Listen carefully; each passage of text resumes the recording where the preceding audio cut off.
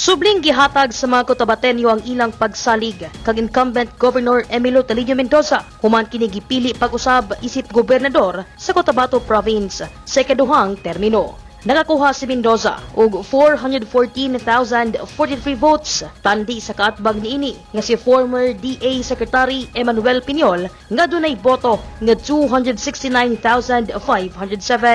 Opisyal nga giproklama kagahapong adlaw, Mayo 14, 2025 ang kadaugan ni Mendoza nga gipangunahan sa Provincial Board of Canvassers sa sangguniang Panalawigan Gallery Hall, Amas, Kidapawan City.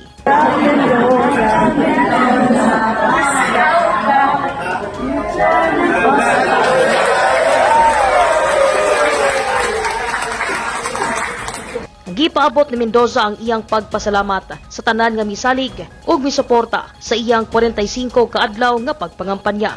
Gideklarasab isip bag-ong vice gobernador sa probinsya si Emmylou Taliño-Mendoza sa boto nga 345,325 nga mipildi sa iyang kaatbang na si KANHI Vice Governor PIñOL nga nakakuha og 266,665 votes. Dungad nga giproklama ang MIDAUG nga mga kongresista sa tulo ka distrito sa probinsya og mga provincial board member. Nakigduyog ang ilang mga supporters, higala og pamilya sa gihimong proklamasyon.